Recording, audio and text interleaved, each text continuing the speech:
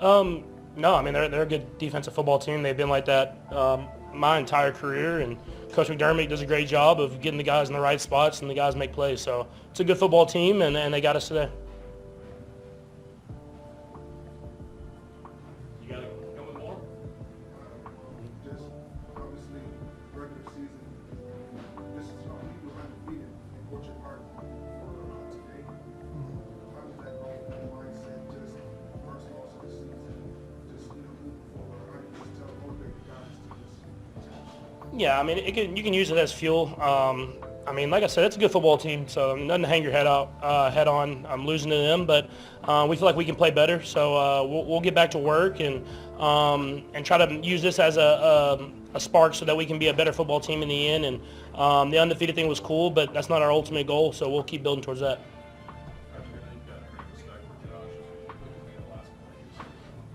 Yeah, no, that was a great football play. I mean, I've seen the play that they ran. I saw it on the field, and I mean, that was not really an option. That's just a guy making a play in a big moment.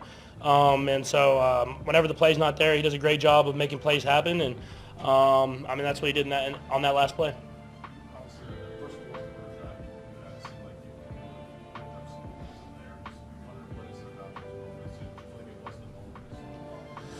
Yeah, I mean, you just kind of do or die. You gotta score, or the game's going to be over. And so we turned it on as an offense, and we were able to get down there and score a touchdown. But it wasn't enough today, and we got to have a better sense of urgency, or I have to have a better sense of urgency throughout the entire game. The first one or the second one?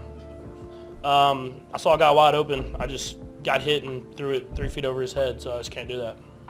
What do you want back kind of the most from this game, or is it going to be to your benefit to have this game happen this way? I mean, you don't know. I mean, I'm hoping that it is a benefit. I mean, I'm not going to say we were relaxed, but at the same time, I feel like we were just coming away with these wins at the end of the game, and I think it's going to spark us to have more urgency, especially at the start of football games, especially with the offense, and that comes from me and turning the ball over on the first drive is something you can't do in big games like this, and so the hope is that this is a spark for us, that we can play better football going throughout the rest of the regular season and into the postseason. Patrick, you mentioned smart. Is this similar to the Christmas game win? No, not in a sense. I mean, you hope you have the same result to end it. I'll say that. But at the end of the day, and that's a really good football team.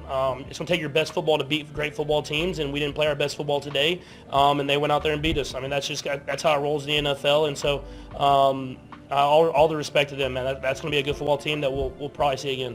Xavier's had some close sideline plays that he's missed. Is that more of a timing thing, or is that just repetition? I mean, it's probably just me just throwing it more inbounds to the guy that's wide open for a touchdown. So if I throw it inbounds, it's a walk-in touchdown, and I just have to be better there. You guys did such a good job not dwelling on the undefeated thing. Now that it's over, did it ride on you guys a little bit? Is that a hard thing to sort of sustain? No, I don't think it did. I mean, I think more than anything, I think there was a confidence that we were going to make it happen at the end of games.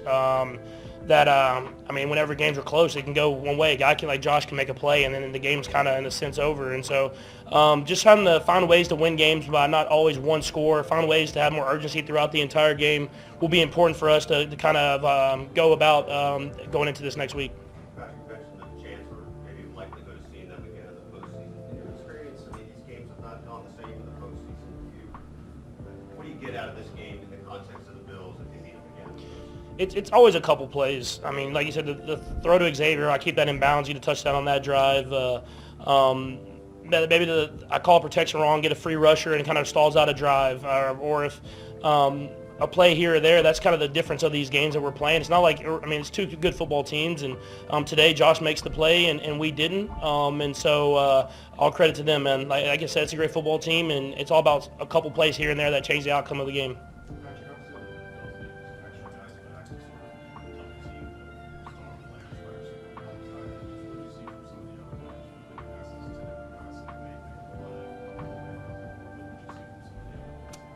Yeah, I thought offensively we did a good job spreading the football around. Xavier came out hot, making plays. Hopefully we can keep him more involved throughout the entirety of the game. That goes with me giving him chances. But other guys stepped up. Noah, 2 touchdowns. Peyton with a big catch down in the red zone. you got to have that, and I think that's something that we can build on, as well as just getting the entire offense going. I mean, you see when we're rolling and we're hard to stop. It's just we have to have consistency throughout the entire. On Sunday, the Bills handed the Chiefs their first loss of the season after a 30-21 victory. Quarterback Josh Allen played hero after possibly the angriest touchdown run of the season with a little over 2 minutes remaining. Even though they had a 9-point lead, you couldn't count the Chiefs out, especially with Patrick Mahomes at quarterback. On the final drive of the game, the Chiefs received a bit of a break from the referees on a non-call. Facing a 3rd and 13, Mahomes threw a pass to wide receiver Justin Watson for a 10-yard gain. The thing is, Watson appeared to never have full possession of the football, and multiple angles showed it hitting the ground. Yet, there was no official review. The Kansas City Chiefs are attempting to extend their 15-game winning streak on Sunday against the Buffalo Bills. But at halftime at Highmark Stadium, it's the Bills who lead 16-14. The Kansas City Chiefs are attempting to extend their 15-game winning streak on Sunday against the Buffalo Bills. But at halftime at Highmark Stadium, it's the Bills who lead 16-14. While this was a play that would have infuriated the opposing fanbase, it ultimately didn't matter. On the following play, Mahomes heaved a pass deep downfield for tight end Travis Kelce. But Bills linebacker Terrell Bernard dove in front of Kelce to intercept the pass and secure the victory for the Bills. Allen threw for 262 yards, 1 touchdown, and 1 interception while completing 27 of 40 pass attempts. Those aren't exactly the greatest numbers, but his dual threat ability is a major plus for the Bills. Allen ran for 55 yards and a touchdown on 12 carries. With a win over the last undefeated team of the season and a team looking to win the Super Bowl for the 3rd season in a row, Allen should be getting some serious NFL MVP consideration. As for Mahomes, he threw for 196 yards, 3 touchdowns, and 2 interceptions while completing 23 of 33 throws. Josh Allen has once again led the Buffalo Bills to a regular season victory against the Kansas City Chiefs. This time, he handed Andy Reid and Patrick Mahomes their first loss in the 2024 NFL season. The Bills quarterback, however, is keeping his feet on the ground. Allen made it clear to Reid and the Chiefs before the game that Buffalo saw this as just another Week 11 game, and he insisted about this after the win on Sunday. It's another Week 11 win, Allen told CBS, before warning his teammates about the possibility of seeing Kansas City again in the 2025 NFL playoffs. Knowing how things usually play out, we'll probably see this team again at some point. We have to get there first. Allen completed 27 of his 40 passes for 262 yards with a touchdown and an interception in the Bills' win over the Chiefs. He practically sealed the deal with an impressive rushing TD late in the 4th quarter, which allowed Buffalo to lead by 2 scores with less than 2 minutes remaining. With this victory, Allen is now 4-1 against Mahomes and Reid's team in regular season matchups. Things have been different in the postseason, though, with the Chiefs holding a 3-0 record against Allen.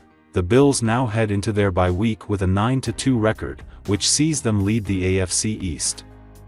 Allen and company have won their last 6 games, having avoided defeat since a late loss to the Houston Texans on October 6.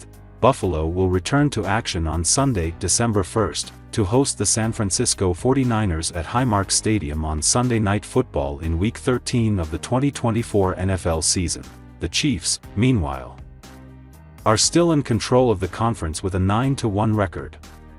Reid's team is also comfortably atop the AFC West, followed by the Los Angeles Chargers, 6-3.